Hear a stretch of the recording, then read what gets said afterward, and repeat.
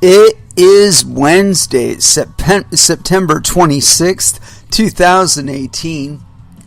It is 8 p.m. Pacific Standard Time, and so you know what time it is. It's time for a little bit of coin metal.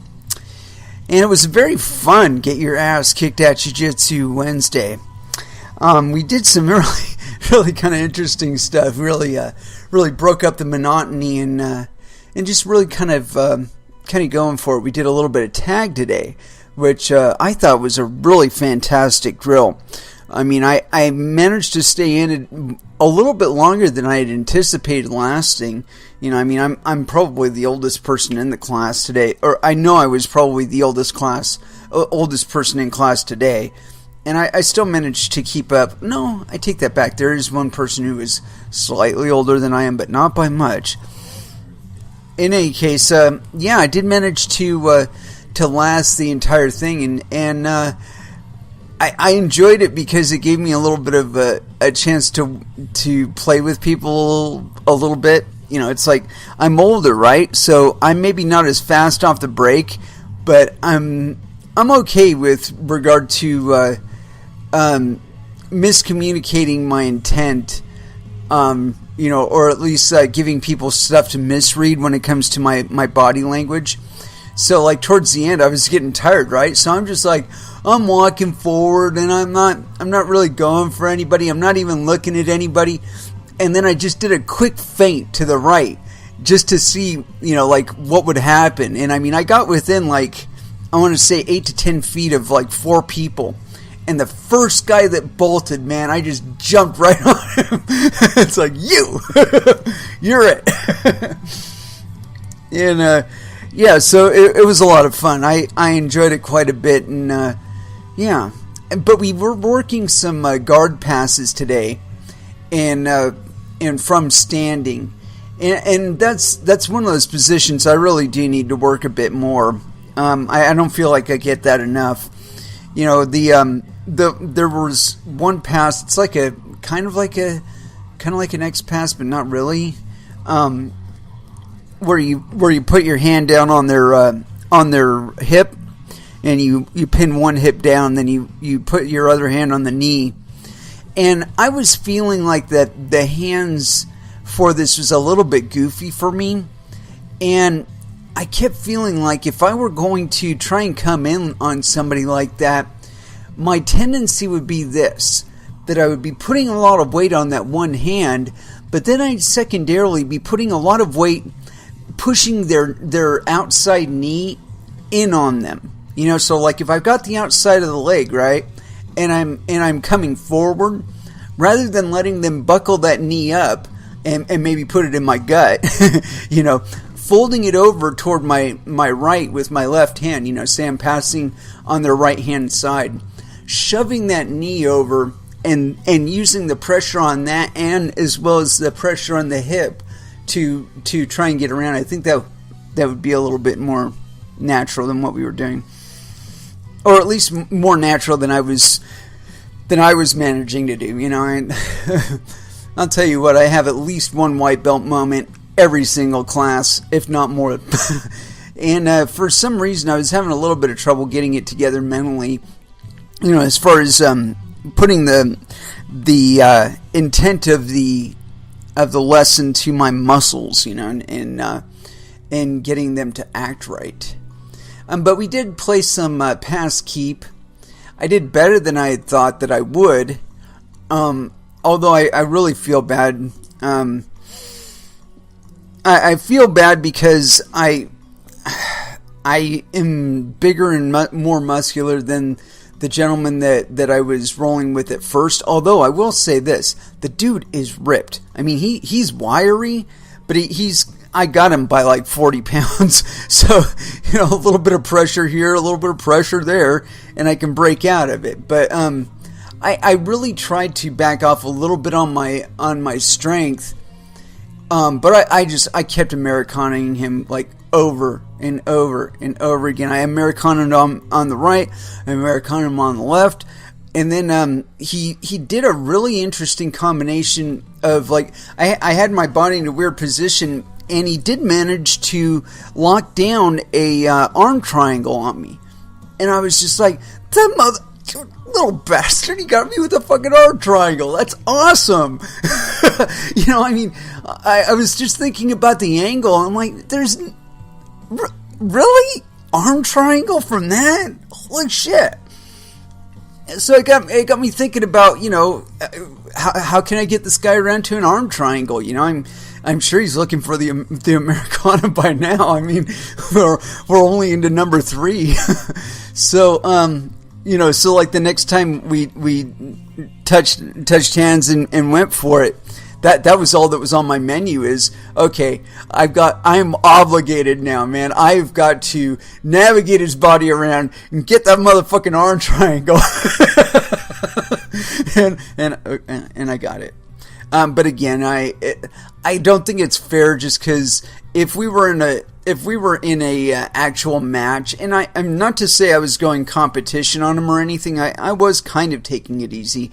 But just the same, if we were in competition, the only way he would have ever faced me would have been in like an absolute round, you know, where they disregard age, they disregard weight category, they disregard rank, you know, because like I said, I was way older than him, outweighed him by 40 pounds, and I've got a blue belt to his white belt. So, you know, it wasn't fair, but it was a lot of fun. I mean, I did try and take it easy towards the end. I mean, the first one, man, I locked him down with an Americana in like, I don't know, 15, 20 seconds. And the second one wasn't much longer. And I think the third one, I kind of started relaxing a little more. And then he got me in that fucking weird arm triangle. And then I got him in one. But anyway, yeah, it was a lot of fun today, and I definitely need to be getting more time on the mat though. I feel like I'm starting to get more patient on the mat, and like I rolled with Emilio today, and I don't know if I've ever described Emilio, but he is huge. He tells everybody that he's doing like, you know, water volleyball or something like that. Yeah, whatever. I don't care, man. That guy's huge. I mean, he's built like a fucking commando. I'm not shitting you at all. He's built like a fucking commando. He's like 6'1", 6'2", easily 230 to 220 to 240 maybe. But he's not fat. The man is quite muscular. And so I got to roll with him, and it was kind of what I was anticipating. Really big pressure game. But he's fast. He's fast and he's fucking agile too. I mean, it's like the most dangerous combination I can think of. And there's only one guy that I've trained with there that was that combination of things, but a little bit more so. And that was this black gentleman by the name of Robert. That dude. If you're competing and you face that guy, you better have your shit together because he can fuck you up. But yeah, Emilio, I think if he gets a little more technique under his belt, people are going to be in some real fucking trouble with that guy, because the only thing that I even got him on was I managed to get him in a full guard and hold him there for the duration. But that was about it, man. I mean, you know, strength wise, he was at least on par with me, if not a little bit stronger. Size-wise, he was much bigger than me, you know, at least taller, and his shoulders are a little bit wider. In speed-wise, he probably has me a notch or two on speed, but I did this weird thing where I was reaching for a collar choke, and when I did, I kind of put him off balance, and that was the only way that I was able to manage to get around his legs and pass his guard, because the guy was really, really tight on his guard. And you know, I mean, as big as he was, you'd think, you know, bigger size arms, bigger size legs, they're easier to get around, right? Well, only if you're throwing them away from you. So, like, you know, if I grabbed his ankles and, like, thrown his feet up, you know, like backed off and thrown his feet up, okay, I might be able to get around his legs then. But that's only if he doesn't get one of them back down in time for me to, you know, before I pass around it. And like I said, the dude is fast. He's fucking agile. So he gets his technique down, some people are going to be in fucking trouble, myself included. Anyhow, let's go ahead and kick down into our first dance. I have not picked one out, but I'm feeling it, man. I'm definitely feeling it. Body count. Bloodlust. That's going to be our first dance. If I can find it. And where's it? There it is. Here we go. Body count. Bloodlust. First dance. Here on Coin Metal. And that was Sixth with Flogging the Horses. You know, I think I might have played that song one other time on the show. For some reason, it just never ends up in the rotation. Anyway, as far as what I'm going to talk about today, I haven't the slightest clue. I've got a few assorted tabs open, but I'm not entirely sure where we're going to go today. Oh, you know, I did want to cover this one, though. And I don't know if it will pertain to crypto all that much, but it does pertain to the Federal Reserve. And that is certainly of concern to us because, well, you know, fiat currencies are the other side of the exchange rate when we are looking at the quote-unquote price of cryptocurrencies. So, at least is denominated in fiat currencies. Anyway, I got this press release. It's on federalreserve.gov, Board of Governors of the Federal Reserve. The Federal Reserve, the central bank of the United States, provides the nation with a safe, flexible, and stable monetary and financial system. My ass. Federal Reserve issues FOMC statement. And this was on September 26, 2018, so that was today. And for release at 2 p.m. EDT. Information received since the Federal Open Market Committee met in August indicates that the labor market has continued to strengthen and that the economic activity has been rising at a strong rate.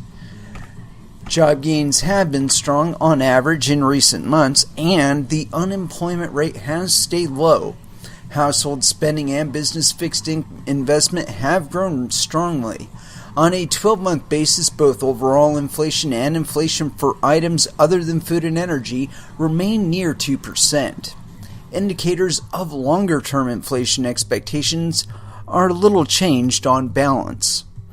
Consistent with its statutory mandate, the committee seeks to foster maximum employment and price stability.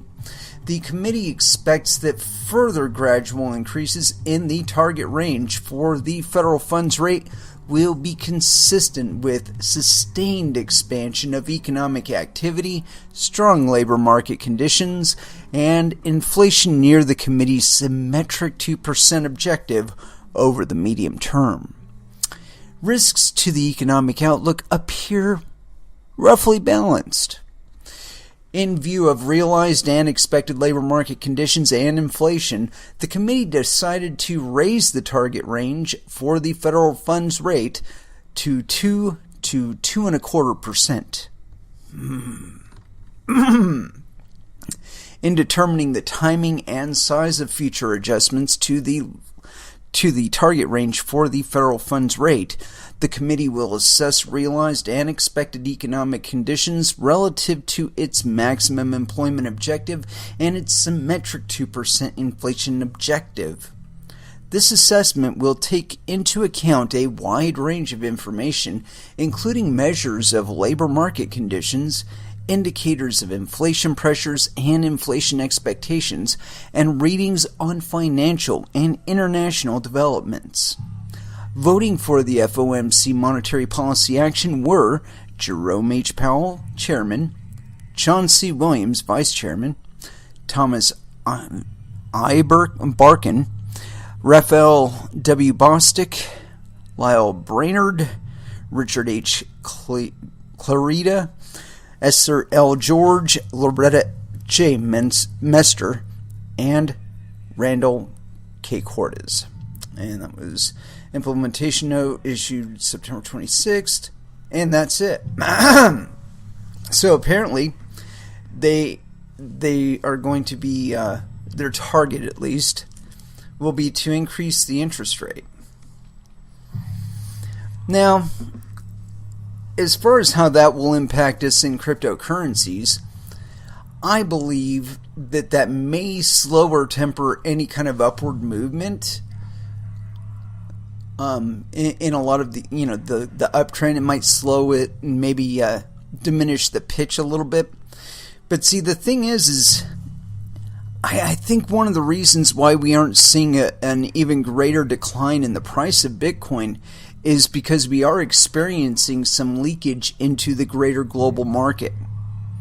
We always talk about things like over-the-counter trading and so on and so forth. Well, fuck, do you think the people are going to be keeping their Bitcoin on Coinbase, making what's the fucking price right now, like $6,500 or something like that? I don't know. I don't have it right in front of me, but the point being that it's about $6,500 here, equivalent value, right? Well, we've read articles on this show where they're talking about in Turkey they're getting $30,000 to $40,000 per Bitcoin, equivalent, right? So why couldn't you say take a Bitcoin that you purchased off of Coinbase, import it into a wallet, export it to a friend's wallet, and he send you the equivalent of, say, just for the, we're going to be nice, all right, we're only going to charge him $20,000 for that Bitcoin, but he'll be able to make profit on it selling it into his market, right? So we charge him $20,000 worth of Ethereum, right? He sends us the Ethereum, we send him the Bitcoin, we take the Ethereum, and we go to town. We either go to Coinbase, we go to any one of the exchanges that we have an account with, and selling that Ethereum and making the equivalent of, say, $20,000, $30,000 and putting that in our pocket. That's called arbitrage, kids. It's fucking going on. And I'm telling you what, that's why I think, regardless of what happens in the U.S. markets, I think we're probably going to sustain over $6,000. For one thing, I think we're going into an uptrend. For another thing, I think that whatever downward pressures are experienced on Bitcoin's price, it's going to end up going into altcoins, which is going to cause them to go up too. Yeah. When people talk about financial sovereignty, I'm talking about, in my opinion anyway, taking control of their funds. And when I say taking control of them, I mean as far as getting them and then getting them into a form that is going up in relative value to whatever their national currency is, and holding the monetary value somewhere completely secure, completely offline, and just watching the thing go up in relative value.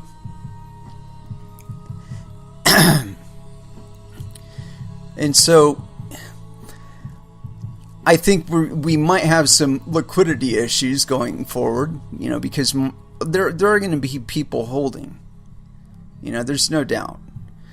But I don't expect the price to go too much below 6. I mean, if it goes below 6 at all, it'll be for a very, very short period of time, and then it's going to continue its uptrend. And it won't matter how much the Fed ratchets up their fucking interest rate.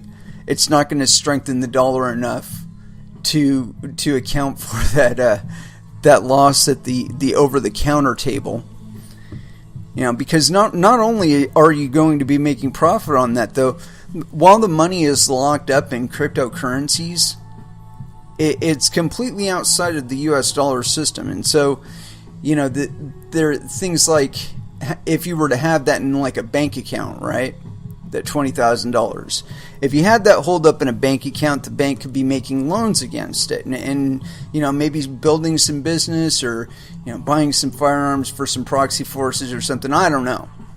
But when you take it out of that system, it doesn't accumulate that kind of burden. It doesn't. doesn't have that same effect. The money is yours now to decide, not anybody else's to decide. And I think that's one of the things that people kind of like to overlook with cryptocurrencies, because the whole narrative of Lightning Network is that you're going to be putting these funds on a live node and just never taking full custodialship over your funds, just transiting them in and out of your fucking node, right? Well, in my mind, that's a model ripe for abuse. I can think off the top of my head at least 3 points that friction could be added in that whole relationship that doesn't currently exist, and that ultimately would make Bitcoin less appealing by comparison to other currencies. I don't think that's something that Bitcoin really should be trying to do at this point, Trying to increase your customer base is what you should be doing, right? And, if you caught it, there was an interview with Eric Voorhees out there. It's on cheddar.com. And, Shapeshift CEO talks customer privacy regulations in crypto. And it's an actual video. I'm not going to play it now, but the point being, it was a pretty good interview. I felt like he was very, very nuanced in his approach, and I could tell it was kind of painting him that there would be this imposition of regulatory bullshit. And I think that we are just now in social media really seeing the effects of recording fucking everything on the internet in some way or another, right? That criminal acts that would previously have gone completely unnoticed are causing people to go to fucking jail, shit that people say is causing them to go to jail. Stuff that, people did while they were in a situation that previously they probably would have gotten away with it. They're not getting away with it anymore. Now imagine putting that on the blockchain, a transaction associated with some sort of activity. That there's a record of it, right? Well, it's not just you that's involved in cryptocurrencies. A lot of people that would like to not have anybody know about their involvement in cryptocurrencies are involved in cryptocurrencies. And people who would rather that nobody know that their kids are involved in cryptocurrencies have their kids involved in cryptocurrencies. These things are happening. It's undeniable. And we see it time and time again. I can't tell you how many times I've read something about some sort of regulation that's being proposed in like China or South Korea or Vietnam or Russia. And there'll be this flurry of activity, and the price might even spike or go down because of it, right? But it's so like temporary and ephemeral because like maybe in 2 months, that was all we heard about it. We heard about it for 3 to 5 days, and then nothing, and then nothing. And then nothing. And then like 6 months goes by, and they maybe mention that they had this meeting, and then they decided it wasn't really something that they really wanted to do at the moment, and they're taking it under advisement, and they want to take more look at it, and they want to investigate it a little deeper, and it's just a fucking waste of time, man. These are the most transparent cryptocurrencies are the most transparent form of currency ever known by man.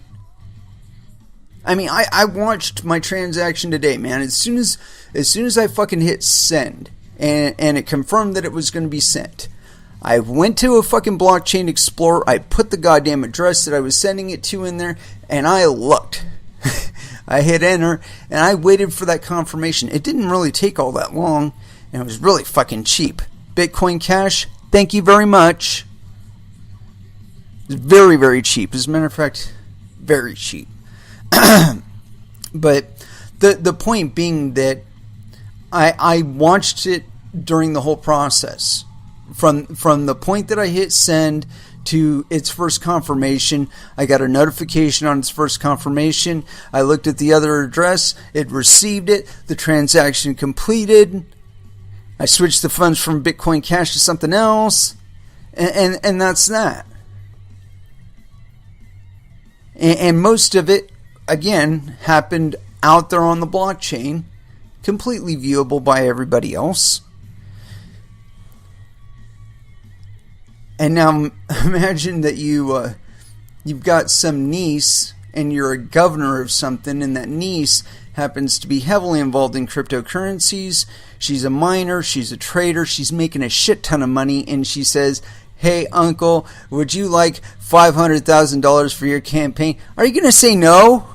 Fuck no. You're going to be like, "Yes, absolutely. As a matter of fact, I would like you to buy this, and that."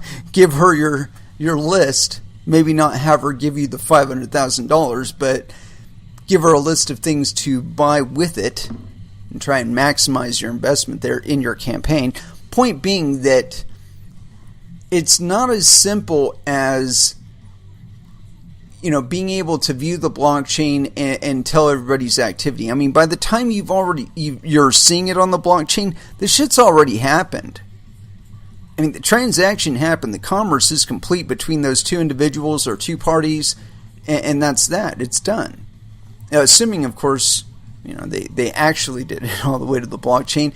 And yes, you would see it on the Blockchain Explorer. Anyway, the reason I'm going through all of this is to point out that it is absolutely pointless to try and be investigating this shit unless you're doing it in retrospect as part of an investigation, a greater investigation. Like if you come across the point, in this criminal investigation, you find out, oh, this guy's got a Bitcoin wallet.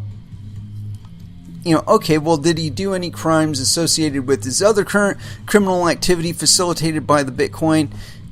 Okay, big whoop-de-doo. He used Bitcoin instead of US dollars. You might be able to tell what he bought and find out more information from there, but the point being that it's just another form of money. Now, albeit it's probably easier to examine than, say, a Visa transaction, because you probably have to get a warrant for that. I mean, but if you acquired, say, the guy's public address, you could find out any transactions that were associated with that address. Anyway, so this article here on Cointelegraph, it's by Murray Hewlett. It's no penis. Authored, let's see here. Got to reload it because 11 hours ago. There we go. Public records show U.S. government tripled investment in blockchain analysis firms in 2018. See, we're making money. New research into publicly available records shows that U.S. government agencies have tripled their investment in blockchain intelligence firms this year, according to a Dyer report published September 24th. We're going to right-click on that and expand it. As Dyer outlines, blockchain analysis can be used by financial institutions or banks to track compliance with anti-money laundering and know your customer regulations. The analysis can equally be used as a, quote, digital trail that provides law enforcement agencies with actionable intelligence, allowing them to potentially counter illicit activity that would otherwise remain concealed behind pseudonymous crypto wallet addresses. The U.S. government agencies reportedly account for $5.7 million out of a collective total of $28.8 million that has been invested in blockchain analysis firms to date, Dyer states. Blockchain analysis, quote, moons cumulative funding by U.S. agencies. Oh, damn. A lot. According to Dyer, the vast majority of government deals have been contracted to New York-based blockchain intelligence firm Chainalysis, which has signed deals with government agencies totaling $5.3 million, out of a total of 17.6 from all its investors. Chainalysis' largest contract was reportedly signed to the Internal Revenue Service in August of this year for around $1.6 million. According to Dyer's report, Chainalysis is followed by rival firms Elliptic and CipherTrace in terms of overall investment. The IRS reportedly accounts for the highest share of total government expenditure on blockchain intelligence, followed by U.S. Immigration and Customs Enforcement, ICE, as Dyer's consolidated data shows. Let's see here. Interesting. DEA 215,333. That's funny. Yeah. While Dyer notes that IRS, ICE, and Federal Bureau of Investigations have a combined 85% of the total expenditure, several other government agencies have also smaller contracts with blockchain intelligence firms, including securities and commodities regulators.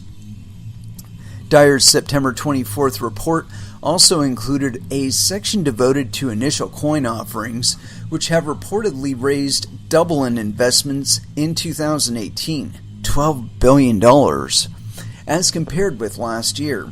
However, Dyer's collected statistics have also shown that 70% of tokens, quote, are now valued at less than what was raised during their ICO.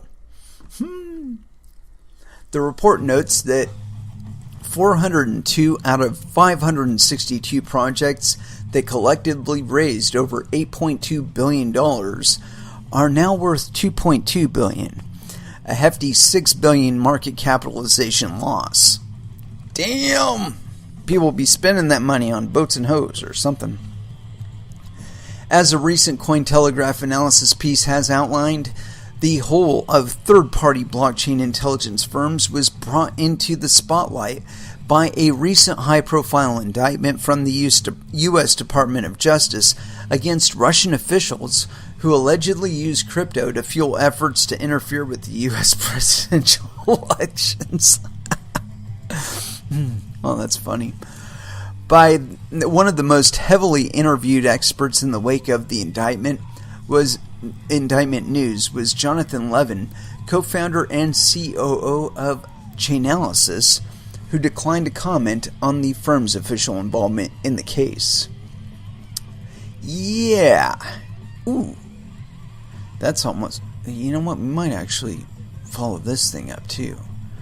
Anyway, yeah, as far as all of this analysis and whatnot, you know what you're going to find out with all of this analysis is people that are otherwise unemployed are trading cryptocurrencies and using them to buy goods and services.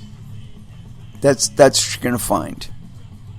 You know, I think this is a big misread on a lot of these analysis, you know, where they assume just because the activity is happening in like Vietnam or South Korea or North Korea that it's official. You know, it's official activity. It can't possibly be just people doing transactions as a means of capital flight or a means of making money.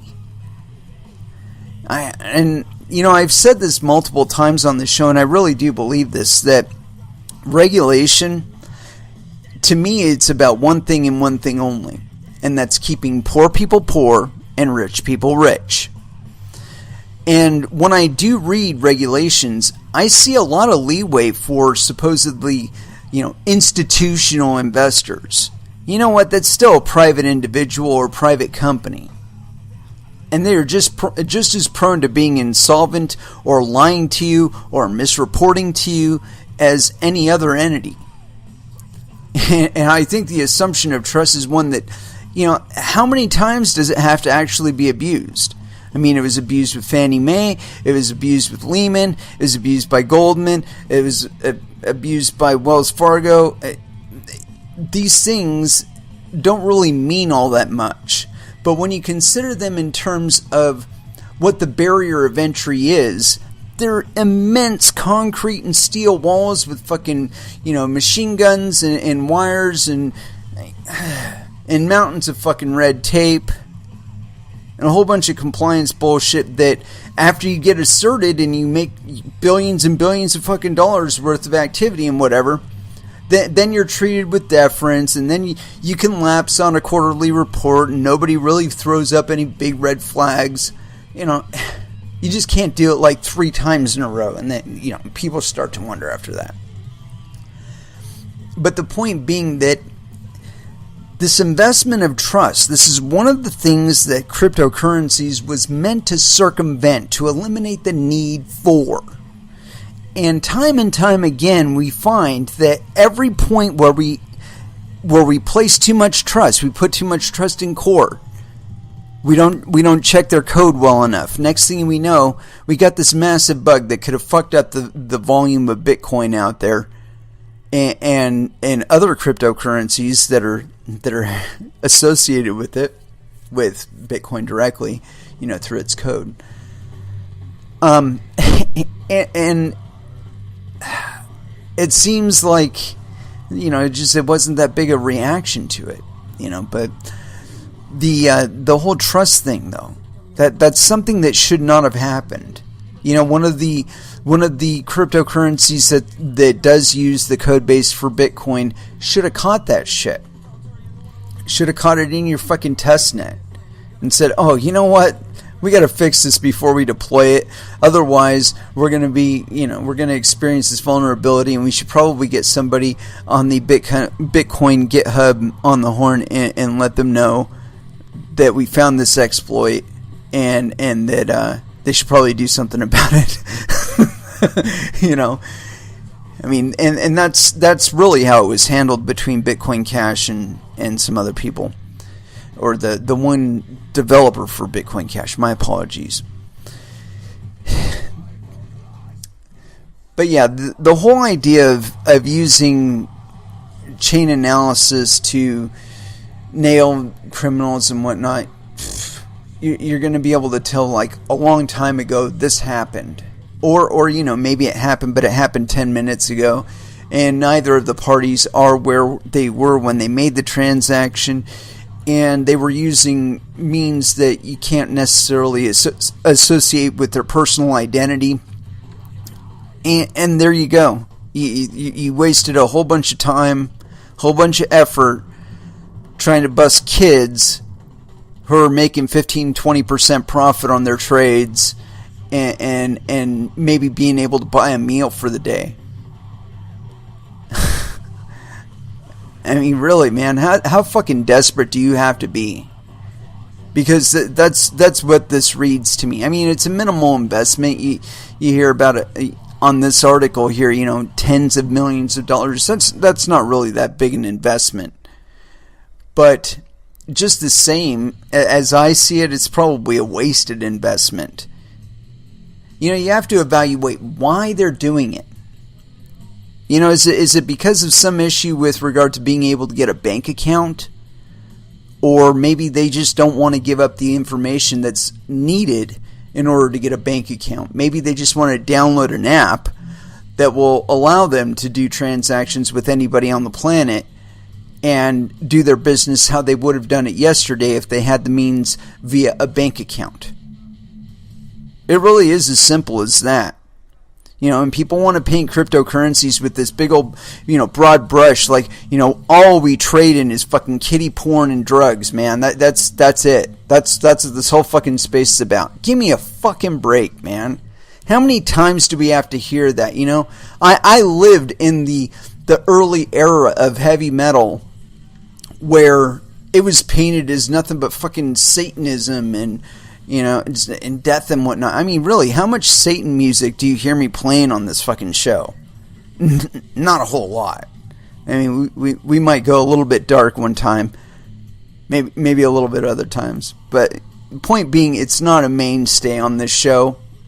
The subject matter on the songs is not a fucking a devil associated thing or anything like that. And then we saw it with the internet. where the internet was a den of hackers and pedophiles, man. And all it really did was maybe slow down some people's adoption of the internet. But look where we are today. Everybody's got a fucking internet capable phone, and they're all Instagramming one another and shit like that. And where are the pedos? I mean, there might be some niches here and there on the internet, and of course, I think they should be tracked down and maybe medicated or something, man.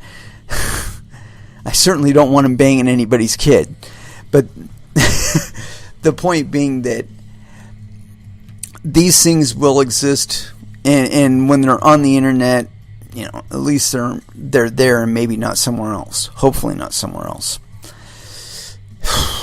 Anyway, let's go ahead and throw back down into some music. I'm feeling the need to get recaffeinated, and yeah. I haven't played any Dark Angel in a little while. I think it's time. Here it is. Time Does Not Heal. Here on Coin Metal.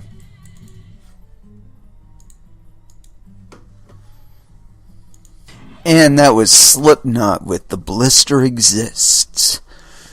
And it most certainly does. And how we deal with it, well, I don't know. It's just something we have to decide for ourselves. Anyway, following up that Dyer report, I do have something. Oh, shit. There's something else here, too. But unfortunately, it looks like it's in Chinese. Shit.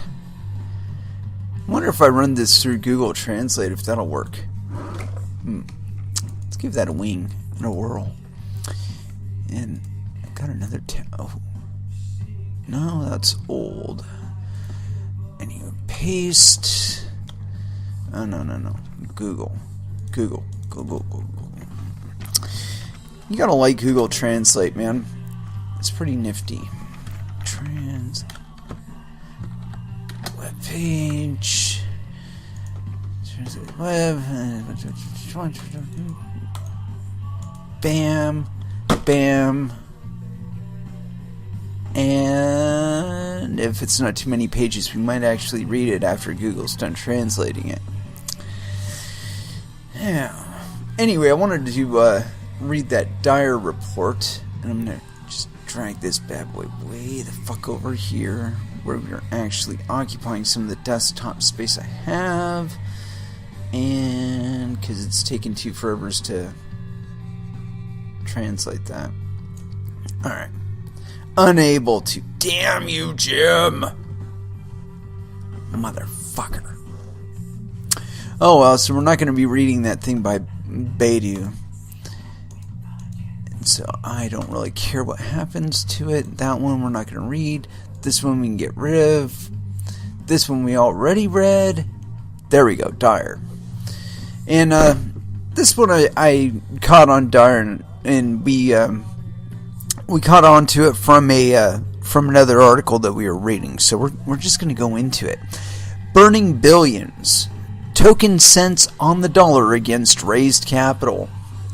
While initial coin offerings have to date raised double in 2018 what they did last year, the controversial fundraising vehicle is seeing its popularity diminish to select projects.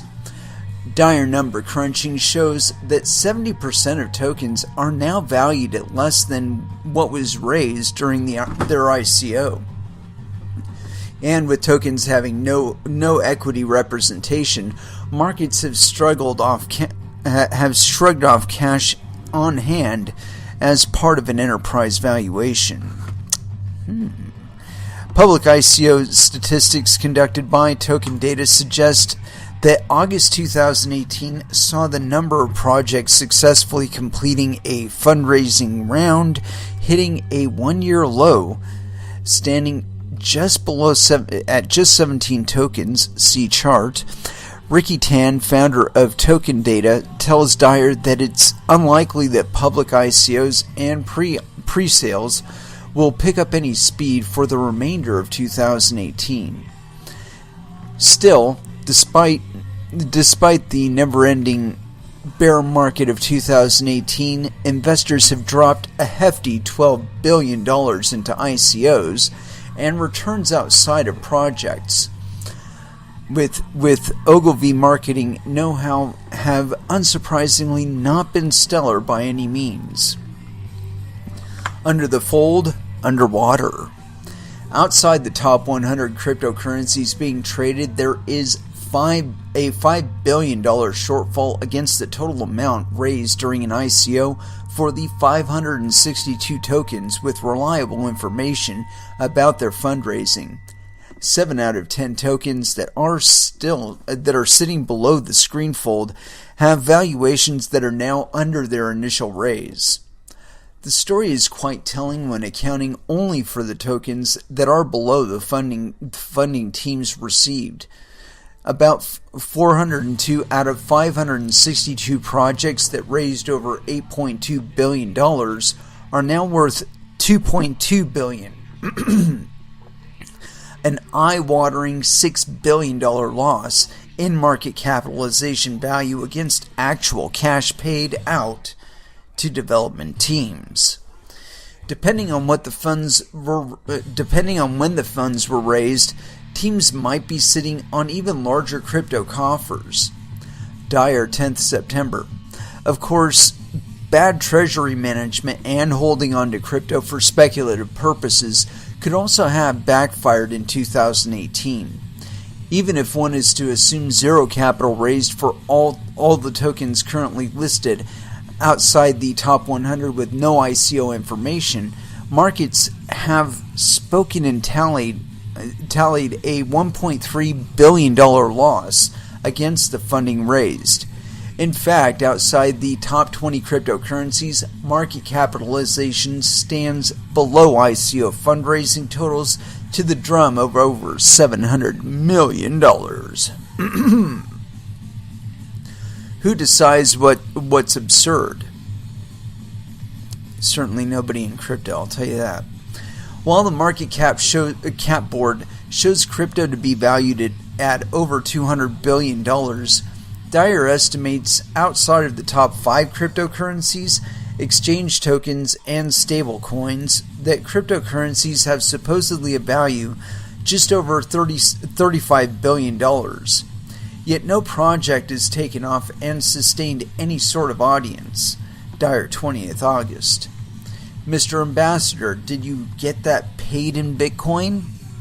Siren Labs, the third largest ICO, which raised $158 million, had deep enough pockets to persuade football/soccer superstar Lionel Messi, arguably one of the most popular athletes in Europe, to be their brand ambassador. It hasn't helped keep the company's token price. In fact, the project's token, aimed at funding a, quote, blockchain phone, is literally the worst performing token in total dollar value, with their market cap losing $141 million. The phone is slated to launch at the end of November. Dude, at this rate, their funding will be gone by then. Unlisted, unaccounted, unreal. 324 tokens, over a third of tokens that completed an ICO and raised over $2.3 billion in 2017-2018, have yet to have their token listed on any exchanges. Half of these projects have completed their funding rounds in 2017, and 44 tokens that have raised $1 billion sit at the bottom of the table due to practically zero liquidity and no information about distribution of token supply. Bankera, which raised $150 million in February, is one of them, the fifth largest ICO outside of private sales. More than meets the eye. With the mega raises that the ICO market has witnessed over the past 12 months, the funds raised by some of the top cryptocurrencies at first glance must look humble. Outside of EOS, the top projects raised $380 million. Their market capitalization stands at $6.7 billion. However, the success of the token prices has done well for the foundations and development teams. The project teams are sitting on over $2.6 billion from their own token holdings as financing for future development. See table. And so, yeah, I did a lot of reporting on ICOs when the fuzz was really brewing about them, you know. And I saw a lot of projects that were claiming trust points all over the place, you know, with government associations and corporation associations and people associations and, you know, coin associations and fiat currency associations and banking associations and associations to all kinds of other shit of value, right, that you could be buying or selling with cryptocurrencies, but being intrinsically bound into their project by one way or another.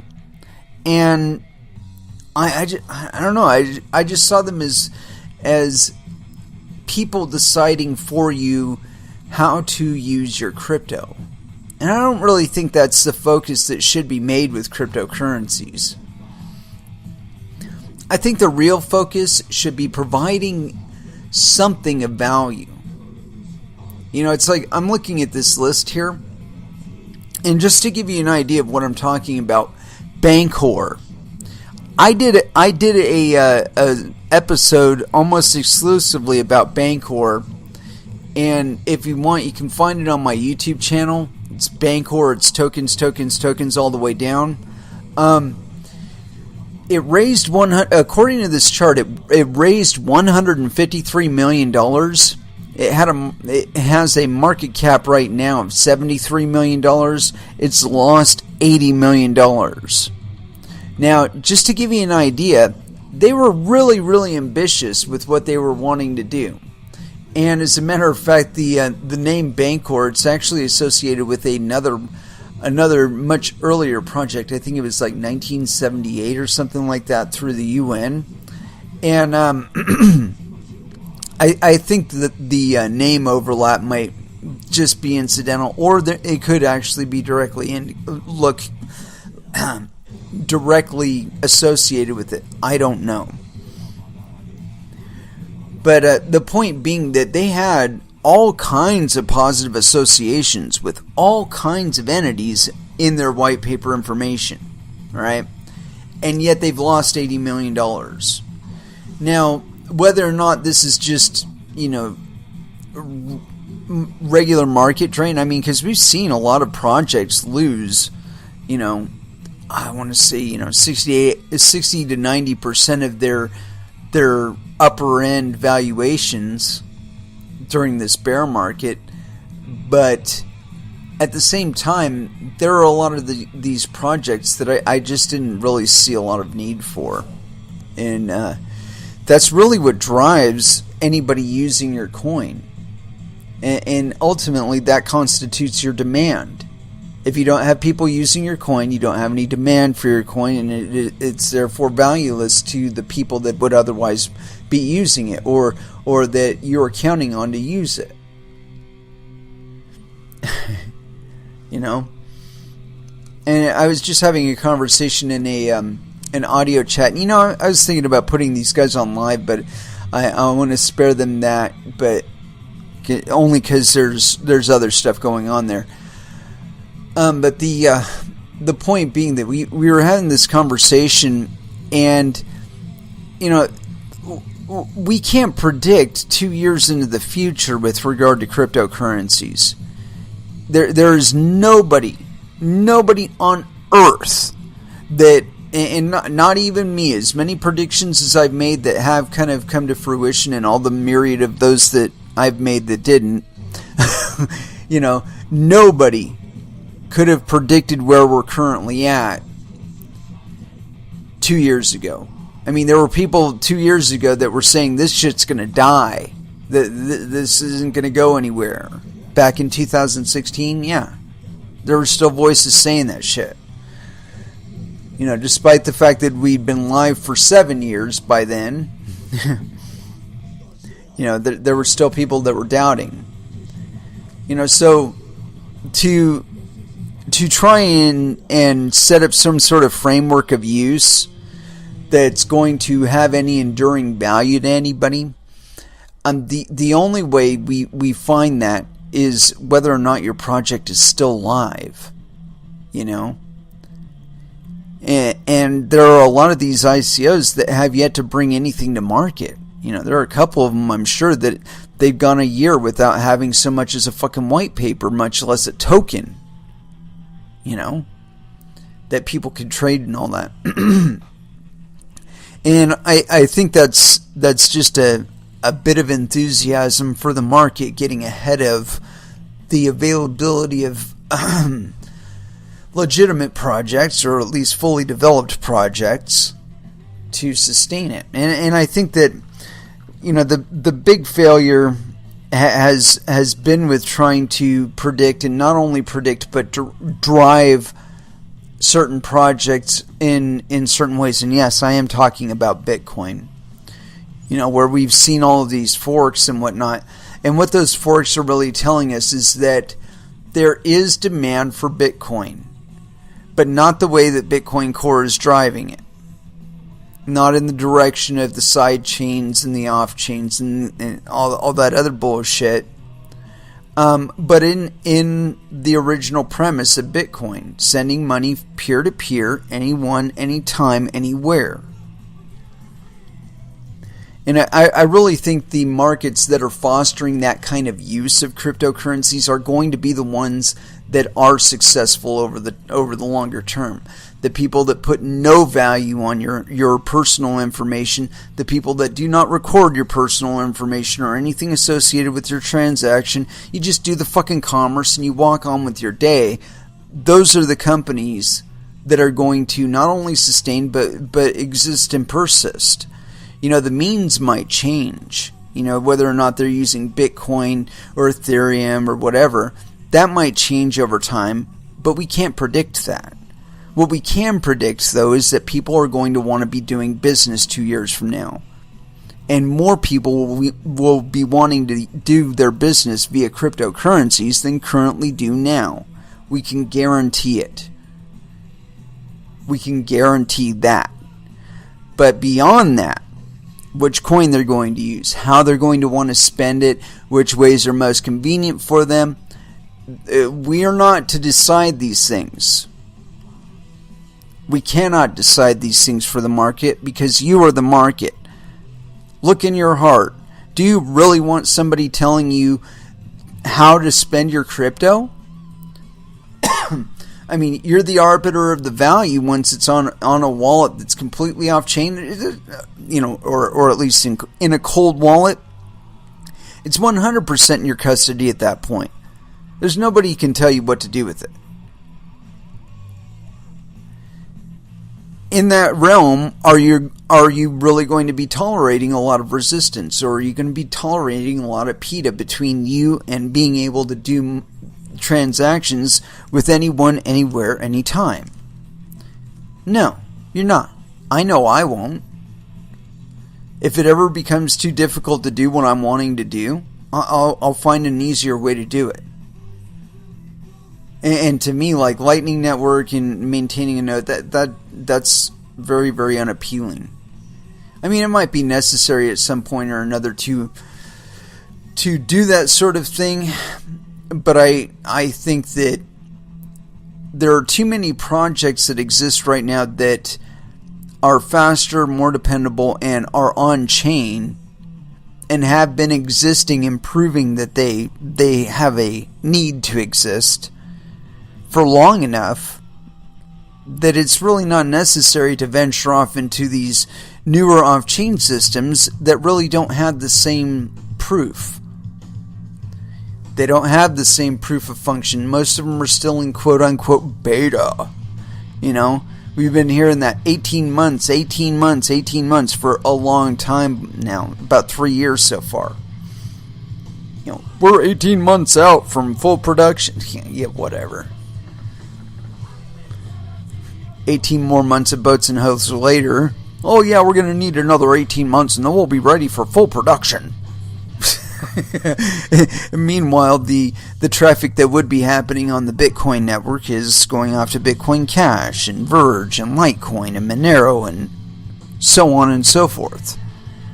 And there's a lot of missed opportunity there, and I think that's something that somebody should have to account for. At some point, we should be pointing at somebody and saying, "Look, asshole, fix this shit. Fix this shit or get the fuck out." Give us some more fucking block space so we can do more transactions in the block every 10 minutes, and we'll be happier. We won't be shifting our business away, because it'll be obvious by then, by that latitude, instead of trying to force us all to count blocks in terms of block weight as opposed to regular old block size. When you quit trying to force the market like that, the market will positively respond. And we've seen this a million times, and we'll see it a million times more. And like I said, as long as those developing for Bitcoin and running the miners for Bitcoin and all that are adhering to this 1 megabyte limit, they are going to continue to lose market share. I think the temporary spike that we're seeing now, it again is ephemeral. I mean, the spike, the price will continue to go up, but I think the market share will continue to go down. And all these monkeys that are trying to be a gatekeeper in between you and the blockchain and whatnot, that I think a lot of their projects are going to fail. The only ones that I think will be of any use to anybody will be the ones that are going from institutional to exchanges. And more they're going to find that the kinds of regulations that governments are talking about imposing, while they may look positive for them on the surface, when they find themselves more meshed into these systems, they're going to understand that a lot of the barriers that kept them from having to report fully on audits and so on and so forth are no longer there. That all of their commerce is on some sort of blockchain or another, some sort of public record or another. And there'll be something to really account for their business. I mean, when you can prove a transaction that would incriminate other people that somebody else might want to take down, when you have proof of the transaction, man, that's a real powerful tool. It could get you out of a lot of trouble. I'm just fantasizing there. But I really think that is a balance that's one of the things that's kept cryptocurrencies as liberal as they are, as free as they are rather, is that it's that two-sided sword that, you could press for regulation and so on and so forth, but you could end up catching yourself in the nuts by doing so. That you could be giving ammunition to political opponents, that maybe people that don't see eye to eye with you might be willing to dox you and your financial activity in cryptocurrencies in order to displace you from your current position, or maybe just eliminate you from candidacy. We're seeing that happen right now with fucking high school sexual escapades. Let's talk about when when they have enough of the blockchain and enough of your financial activity on it with regard to your campaign finance or whatnot. They get too deep with those analysis tools. They get too good associating money with activity. And that whole cloak of activity, I mean, the cloak that you would have been able to hide under is no longer there because you voted to eliminate it. The little barriers are going away, folks. They're going away. I mean, I don't know how to communicate that more thoroughly than to indicate that things like pedophile rings being busted and human trafficking rings being busted is that the finance is being linked to the activity, and the people that are actually sick of that shit going on are doing something about it. And they're using these chain analysis tools and so on and so forth. If you're doing any of that shit in cryptocurrencies, and you're not smart about the way you're doing it, you might as well just fucking paint a line from them to wherever you're hiding out and doing your activity. You know? And that's something that entraps all of us in some way or another. You know, so it's really a matter of what you want from it. You know, but it's not something that you're going to be able to do selectively. Meaning that if you pick some group or another and you persecute them using these tools, that these tools are open enough and public enough that they could use those tools against you too. And so then it becomes a question of how far you want to take it. I mean, will we be going for full rectal examinations here? You know, some blood samples, some urine, maybe some hair. You know, if we go that far, we're going to catch your kids. We're going to catch your nephew. We're going to catch whoever it is that is doing the trades for you behind closed doors and so on. We're going to get them. You know, we might get your neighbor. We might stop him from, you know, his kid being enslaved in your business. But we're also going to catch your kid and all of his OTC trading that's funding your campaign finance. You know, it's the double-edged sword of the Vorpal blade of digital finance. Everybody holds it now. Everybody can wield it now. And so it's just a matter of intent. You want to press the social issue? Okay. We're game. You got your chain analysis. We've got our capabilities of accumulating the same data. So really it's a matter of, do you want to push the button? Because if you do push the button, you could be getting return fire. It's not a matter of if, it's a matter of when. Because we're showing, again, through these investigations for Kavanaugh and whatnot, we're showing that time is not a barrier. And now put that shit on the blockchain. We know for sure it happened. We know when it happened. You know, I mean, really, it could constitute a different type of tyranny. But again, I don't believe that the tyranny will be in one hand to exploit and to exert on others. I believe it's all in all of our hands now. And that the longer it stays that way, the more even that playing field is going to become. You know, people complain about the fact that some people got in earlier and whatnot. But you know what? Your depth of value to this space is directly correlated to your involvement in it. If you involve yourself in it, if you invest yourself into it, you will be rewarded. To not necessarily to the extent of your contribution, but certainly more than you would have if you were enslaved in somebody else's business.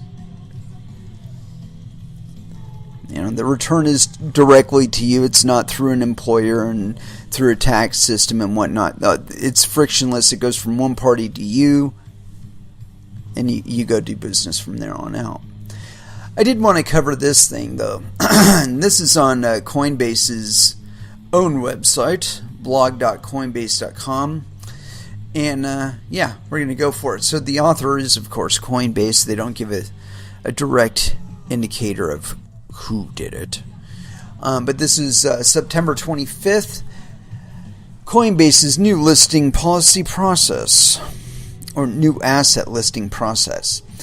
Our goal is to rapidly list all assets that meet our standards and are compliant with local law, while providing our customers with the tools to discover, evaluate, trade, and use digital assets.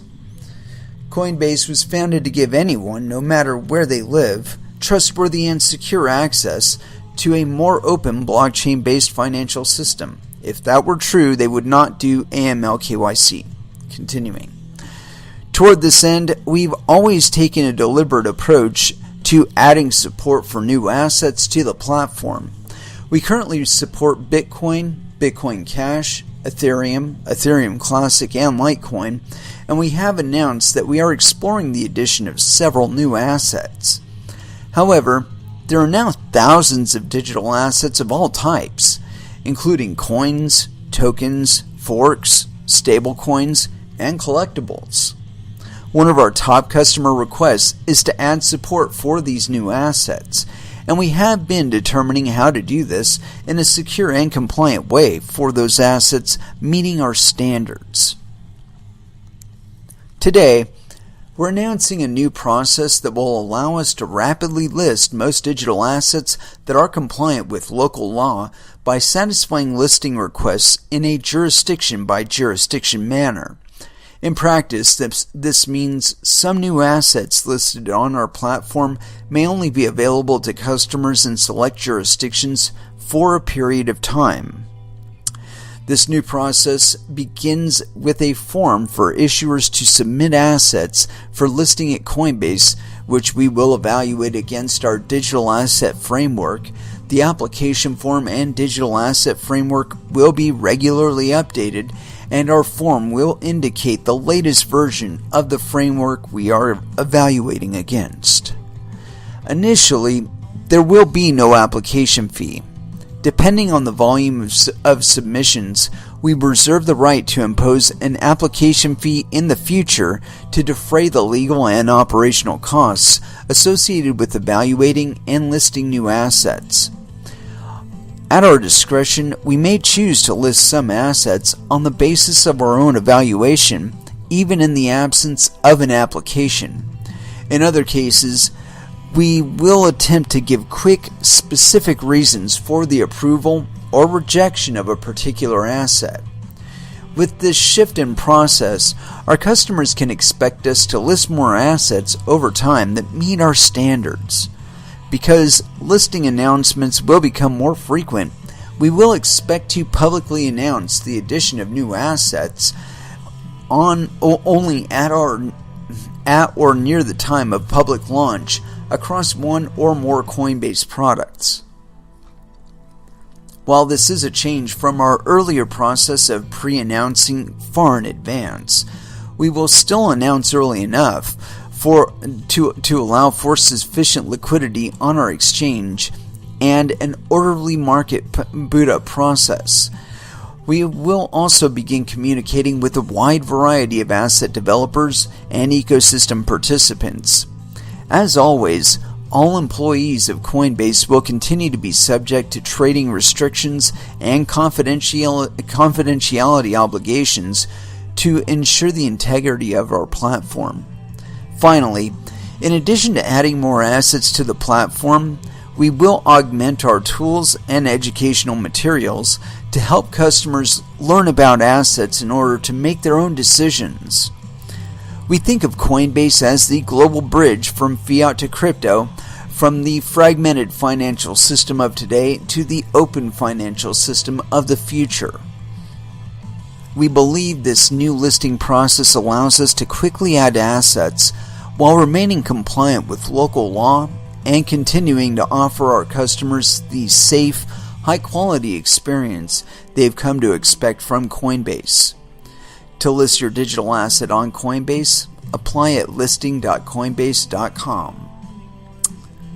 Interesting.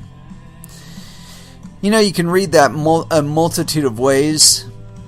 And personally, I think it's Coinbase is coming up to the realization that of what we've been talking about so far, that the focus isn't always going to be on Bitcoin and the current top 10 listed coins, and the idea of becoming enmeshed and involved in those markets before they fully mature or before they become like mega profitable or whatnot would probably be a really good idea. And I think that's kind of laudable of them to be that forward thinking, and we've seen other companies taking this approach with regard to being exchanges like Binance. They've got all kinds of listings. They've got all kinds of currency markets. Same thing with Bittrex. They're really embracing this future money, these future assets. And I think in the longer term, those are the type of projects that are going to be in existence. The ones that are willing to take the steps to adapt to the changing terrain of this space, both in the regulatory end and in the product end.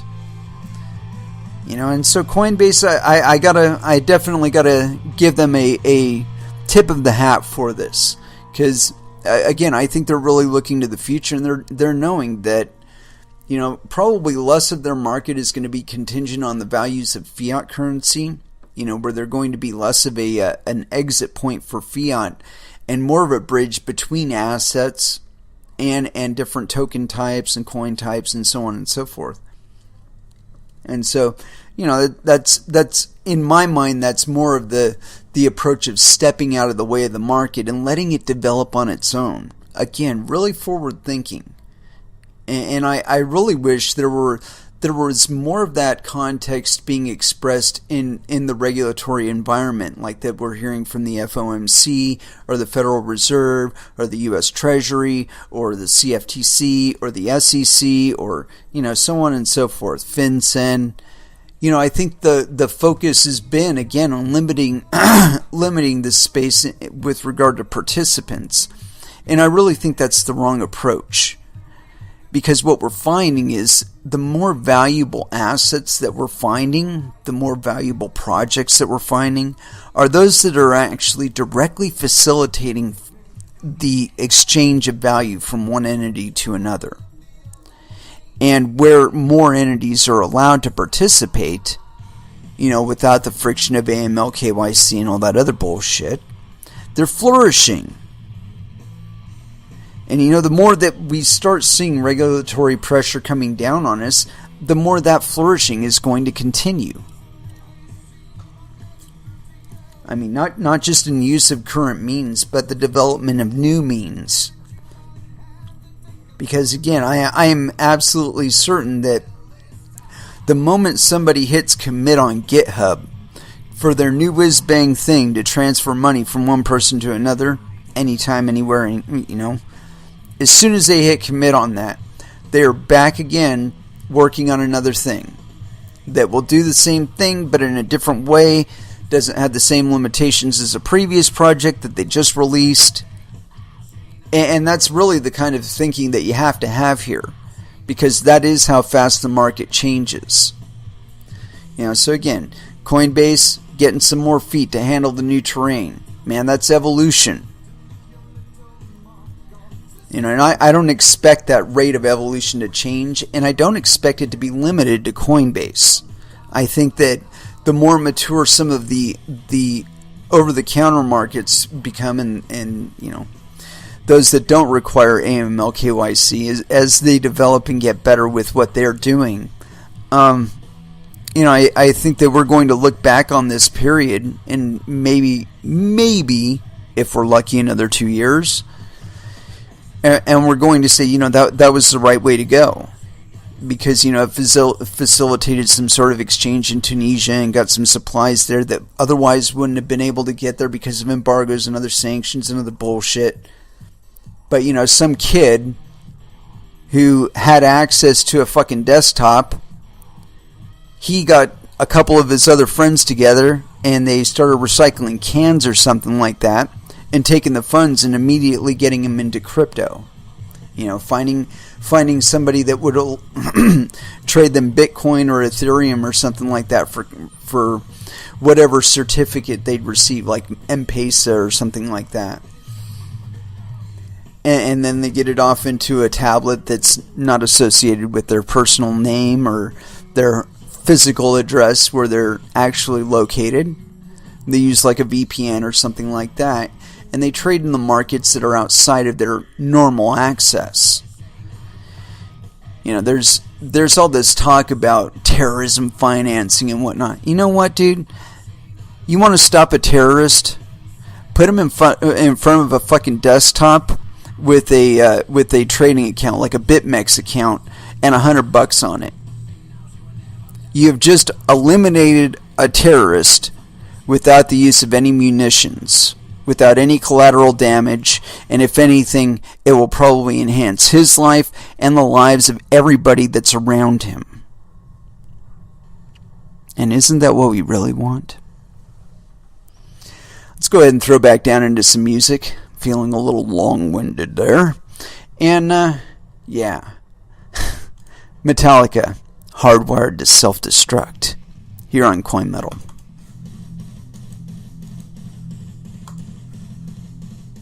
And that was a little bit of Rollins' band there, Divine.